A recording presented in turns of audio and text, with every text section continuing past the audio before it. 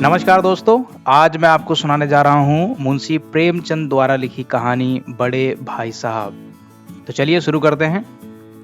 मेरे भाई साहब मुझसे 5 साल बड़े, लेकिन केवल 3 दर्जे आगे। दर्जे मतलब क्लास। उन्होंने भी उसी उम्र में पढ़ना शुरू किया था जब मैंने शुरू किया, लेकिन तालीम जैसे महत्व के मामले में वह जल्दबाजी से काम लेना पसंद ना करते थे। इस भवन की बुनियाद खूब मजबूत डालना चाहते थे, जिस पर आलीशान महल बन सके। 1 साल का काम 2 साल में करते थे, कभी कभी 3 साल भी लग जाते थे। बुनियाद ही पुख्ता ना हो तो मकान कैसे पायदार बने। मैं छोटा था, वह बड़े थे। मेरी उम्र 9 साल की थी, वह 14 साल के थे। उन्हें मेरी तंबी और निगरानी का पूरा और जन्म सिद्ध अधिकार था, और मेरी शालीनता इसी में थी कि उनके हुक्म को कानून समझूं। वह स्वभाव से बड़े अध्ययनशील थे, हरदम किताब खोले बैठे रहते, और शायद दिमाग को आराम देने के लिए कभी कॉपी पर किताब के हाशियों पर चिड़ियों, कुत्तों, बिल्लियों की तस्वीरें बनाया करते थे। कभी कभी एक ही नाम या शब्द या वाक्य 10-20 बार लिख डालते। कभी एक शेर को बार बार सुंदर अक्षरों में नकल करते। कभी ऐसी शब्द रचना करते जिसमें ना कोई अर्थ होता, ना कोई सामंजस्य। मसलन एक बार उनकी कॉपी पर मैंने यह इबारत देखी: स्पेशल, अमीना, भाइयों भाइयों, दरअसल, भाई भाई, राधे श्याम, श्रीयुत राधे श्याम। 1 घंटे तक इसके बाद एक आदमी का चेहरा बना हुआ था। मैंने बहुत चेष्टा की कि इस पहेली का कोई अर्थ निकालूं, लेकिन असफल रहा, और उनसे पूछने का साहस न हुआ। वह 9वीं जमात में थे, मैं 5वीं में। उनकी रचनाओं को समझना मेरे लिए छोटा मुंह बड़ी बात थी। मेरा जी पढ़ने में बिल्कुल ना लगता था। 1 घंटा भी किताब लेकर बैठना पहाड़ था। मौका पाते ही हॉस्टल से निकलकर मैदान में आ जाता, और कभी कंकरियां उछालता, कभी कागज की तितलियां उड़ाता, और कभी कोई साथी मिल गया तो पूछना ही क्या। कभी 4 दीवारी पर चढ़कर नीचे कूद रहे हैं, कभी फाटक पर सवार उसके आगे पीछे चलाते हुए मोटर कार का आनंद उठा रहे हैं। लेकिन कमरे में आते ही भाई साहब का वह रुद्र रूप देखकर प्राण सूख जाते। उनका पहला सवाल यह होता: कहां थे? हमेशा यही सवाल इसी ध्वनि में हमेशा पूछा जाता था, और इसका जवाब मेरे पास केवल मौन था। ना जाने मेरे मुंह से यह बात क्यों ना निकलती कि जरा बाहर खेल रहा था। मेरा मौन कह देता था कि मुझे अपना अपराध स्वीकार है, और भाई साहब के लिए उसके सिवा और कोई इलाज न था कि स्नेह और रोष से मिले हुए शब्दों में मेरा सत्कार करें।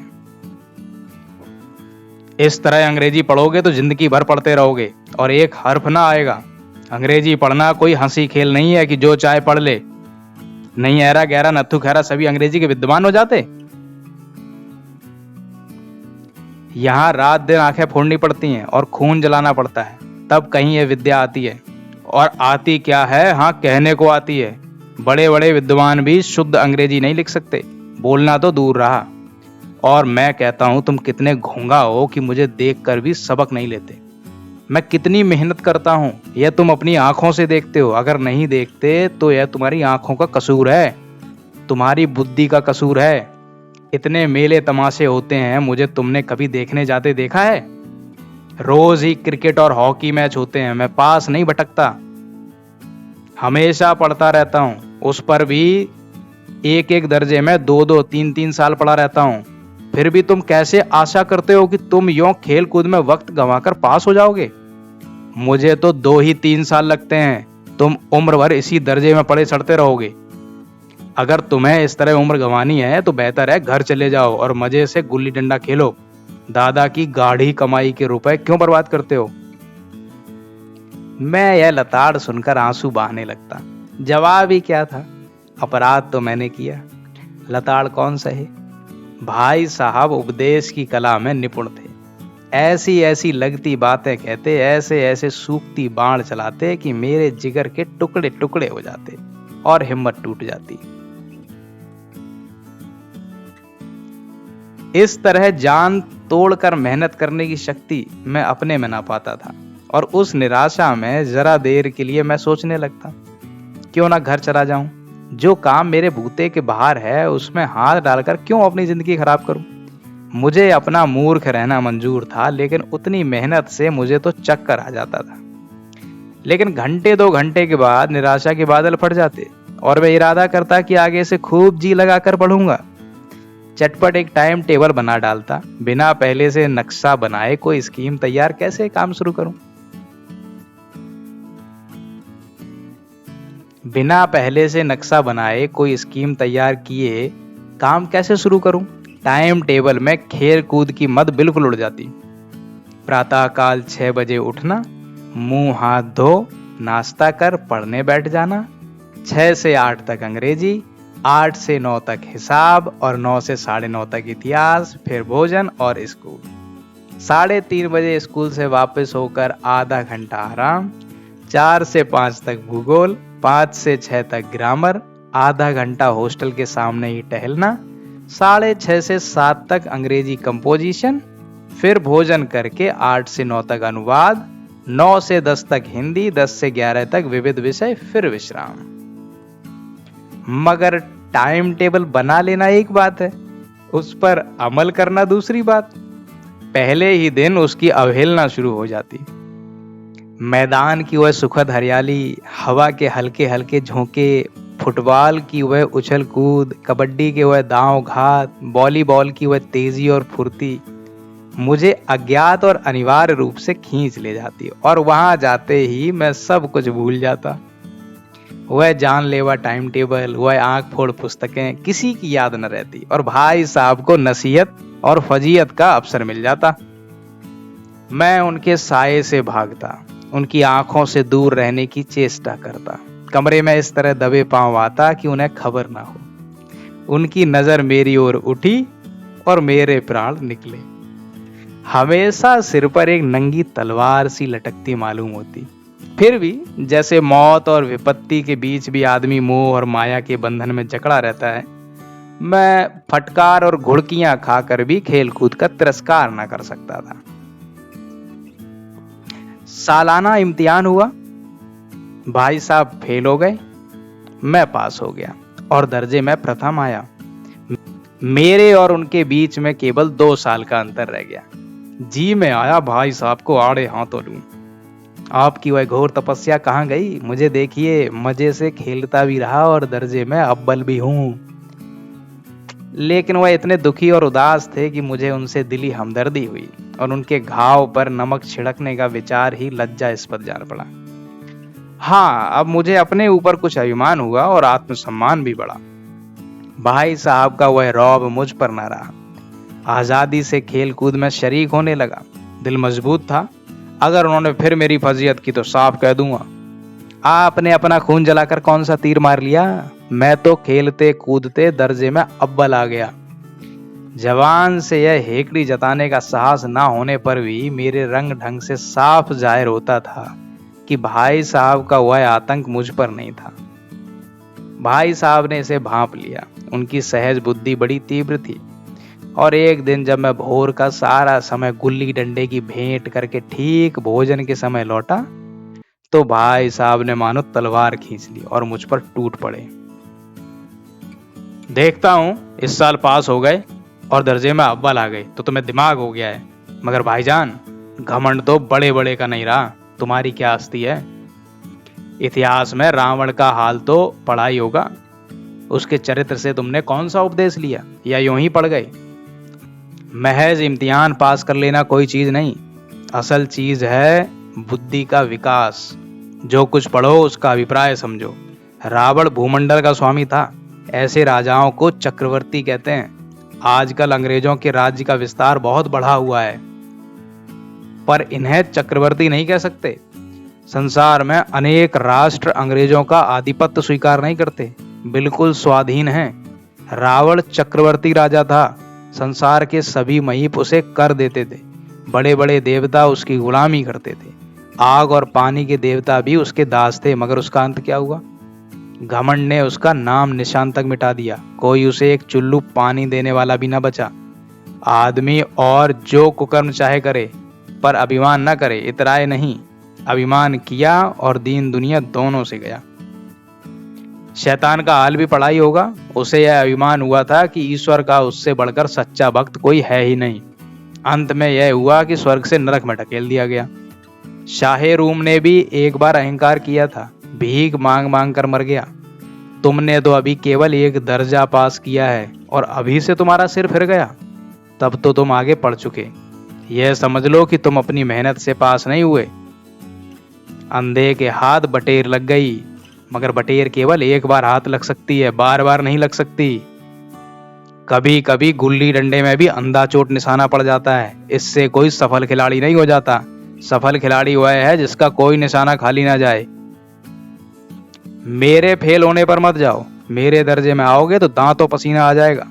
जब अलजबरा और ज्योमेट्री के लोहे के चने चबाने पड़ेंगे और इंग्लिस्तान का इतिहास पढ़ना पड़ेगा। बादशाहों के नाम याद रखना आसान नहीं है। 8 हेनरी हो गुजरे हैं। कौन सा कांड किस हेनरी के समय में हुआ, क्या यह याद कर लेना आसान समझते हो? हेनरी 7वें की जगह हेनरी 8वां लिखा और सब नंबर गायब। सफा चट, सिफर भी ना मिलेगा, सिफर भी। हो किस ख्याल में?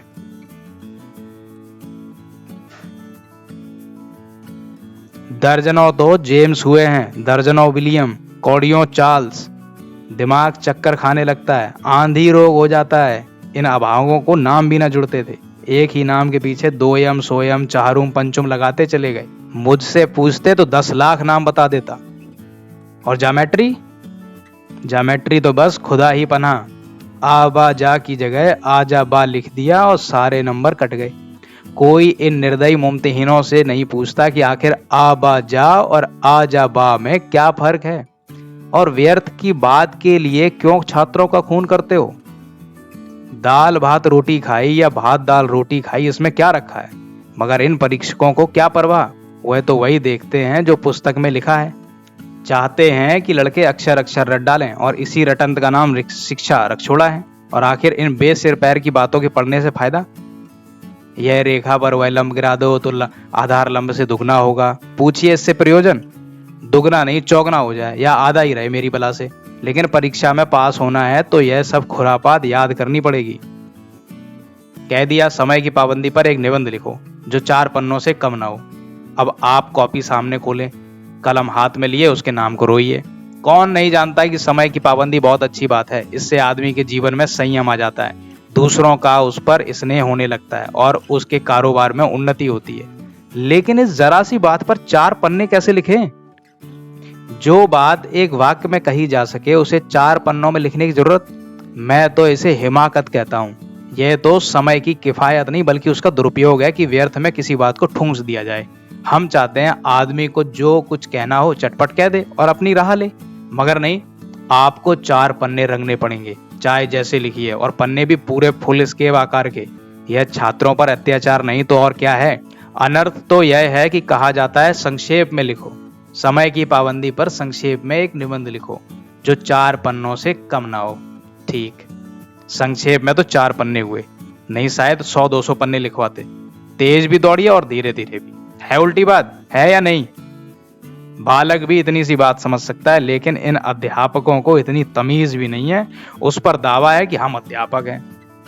मेरे दर्जे में आओगे लाला तो ये सारे पापड़ बेलने पड़ेंगे और तब आटे दाल का भाव मालूम होगा। इस दर्जे में अब्बा ला गए हो तो जमीन पर पांव नहीं रखते। इसलिए मेरा कहना मानिए, लाख फेल हो गया हूं लेकिन तुमसे बड़ा हूं। संसार का मुझे तुमसे कहीं ज्यादा अनुभव है। जो कुछ कहता हूं उसे गृह बांधिए, नहीं पछताइएगा। स्कूल का समय निकट था। नहीं ईश्वर जाने यह उपदेश माला कब समाप्त होती। भोजन आज मुझे निस्वाद सा लग रहा था। जब पास होने पर यह तिरस्कार हो रहा है तो फेल हो जाने पर तो शायद प्राण ही ले लिए जाए। भाई साहब ने अपने दर्जे की पढ़ाई का जो भयंकर चित्र खींचा था उसने मुझे भयभीत कर दिया। स्कूल छोड़कर घर नहीं भागा, यही ताज्जुब है। लेकिन इतने तिरस्कार पर भी पुस्तकों में मेरी अरुचि ज्यों की त्यों बनी रही। खेल कूद का कोई अवसर हाथ से न जाने देता। पढ़ता भी मगर बहुत कम, बस इतना कि रोज टास्क पूरा हो जाए और दर्जे में जलील ना होना पड़े। अपने ऊपर जो विश्वास पैदा हुआ था वह फिर लुप्त हो गया और फिर चोरों का सा जीवन कटने लगा। फिर सालाना इम्तिहान हुआ और कुछ ऐसा संयोग हुआ कि मैं फिर पास हुआ और भाई साहब फिर फेल हो गए। मैंने बहुत मेहनत नहीं की, पर ना जाने कैसे दर्जे में अव्वल आ गया। मुझे खुद अचरज हुआ। भाई साहब ने प्राणांतक परिश्रम किया, कोर्स का एक एक शब्द चाट गए थे। 10 बजे रात तक इधर, 4 बजे भोर से उधर, 6 से 9:30 तक स्कूल जाने के पहले मुद्रा कांतिहीन हो गई थी, मगर बेचारे फेल हो गए। मुझे उन पर दया आती थी। नतीजा सुनाया गया तो वह रो पड़े और मैं भी रोने लगा।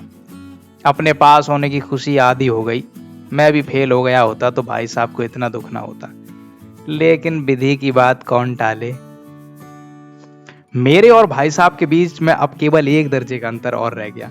मेरे मन में एक कुटिल भावना उदय हुई कि कहीं भाई साहब 1 साल और फेल हो जाएं तो मैं उनके बराबर हो जाऊं, फिर वह किस आधार पर मेरी फजीयत कर सकेंगे। लेकिन मैंने इस विचार को दिल से बलपूर्वक निकाल डाला। आखिर वह मुझे मेरे हित के विचार से ही तो डांटते हैं। मुझे इस वक्त अप्रिय लगता है अवश्य, मगर यह शायद उनके उपदेशों का ही असर है कि मैं दनादन पास हो जाता हूं और इतने अच्छे नंबरों से। अब भाई साहब बहुत कुछ नरम पड़ गए थे। कई बार मुझे डांटने का अवसर पाकर भी उन्होंने धीरज से काम लिया।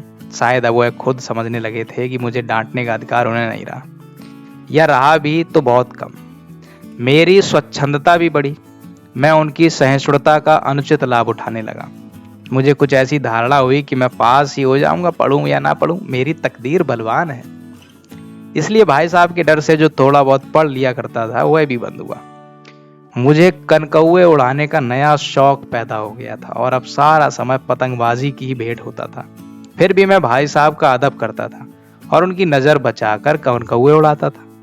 मांझा देना, कन्ने बांधना, पतंग टूर्नामेंट की तैयारियां आदि समस्याएं सब गुप्त रूप से हल की जाती थी।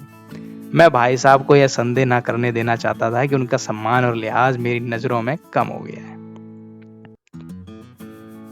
एक दिन संध्या समय होटल से दूर में एक कनकौआ लूटने बेतहाशा दौड़ा जा रहा था। आंखें आसमान की ओर थीं और मन उस आकाशगामी पथिक की ओर जो मंद गति से झूमता पतन की ओर चला आ रहा था, मानो कोई आत्मा स्वर्ग से निकलकर विरक्त मन से नए संस्कार ग्रहण करने जा रही हो। बालकों की पूरी सेना लग्गे और झाड़दार बांस लिए उनका स्वागत करने को दौड़ी आ रही थी। किसी को अपने आगे पीछे की खबर न थी। सभी मानो उस पतंग के साथ ही आकाश में उड़ रहे थे, जहां सब कुछ समतल है, न मोटर कारें हैं, न ट्राम, न गाड़ियां। सहसा भाई साहब से मेरी मुठभेड़ हो गई, जो शायद बाजार से लौट रहे थे। उन्होंने वहीं हाथ पकड़ लिया और उग्र भाव से बोले, इन बाजारी लौंडों के साथ धेले के कनकौए के लिए दौड़ते तुम्हें शर्म नहीं आती? तुम्हें इसका भी कुछ लिहाज नहीं कि अब नीची जमात में नहीं हो बल्कि 8वीं जमात में आ गए हो और मुझसे केवल 1 दर्जा नीचे हो। आखिर आदमी को कुछ तो अपनी पोजीशन का ख्याल रखना चाहिए। एक जमाना था कि लोग 8वां दर्जा पास करके नायब तहसीलदार हो जाते थे। मैं कितने ही मिडलसियों को जानता हूं जो आज अव्वल दर्जे के डिप्टी मजिस्ट्रेट या सुपरिंटेंडेंट। कितने ही 8वीं जमात वाले हमारे लीडर और समाचार पत्रों के संपादक हैं। बड़े बड़े विद्वान उनकी मातहती में काम करते हैं और तुम उसी 8वें दर्जे में आकर बाजारी लौंडों के साथ कनकौए के लिए दौड़ रहे हो। मुझे तुम्हारी इस कम अकली पर दुख होता है। तुम ज़हीन हो, इसमें शक नहीं, लेकिन वह जहन किस काम का जो हमारे आत्म गौरव की हत्या कर डाले।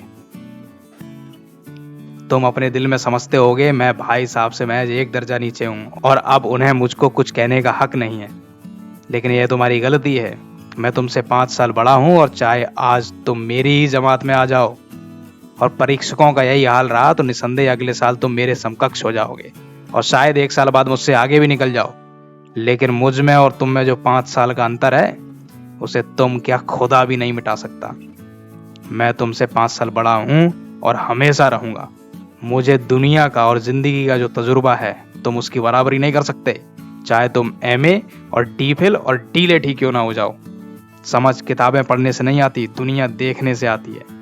हमारी अम्मा ने कोई दर्जा नहीं पास किया और दादा भी शायद 5वीं 6ठी जमात के आगे नहीं गए, लेकिन हम दोनों चाहे सारी दुनिया की विद्या पढ़ लें, अम्मा और दादा को हमें समझाने और सुधारने का अधिकार हमेशा रहेगा। केवल इसलिए नहीं कि वे हमारे जन्मदाता हैं, बल्कि इसलिए कि उन्हें दुनिया का हमसे ज्यादा तजुर्बा है और रहेगा।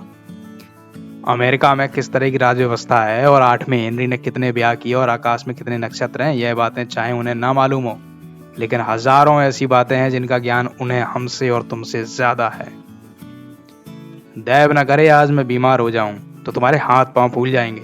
दादा को तार देने के सिवा तुम्हें और कुछ ना सूझेगा, लेकिन तुम्हारी जगह दादा हो तो किसी को तार ना दें।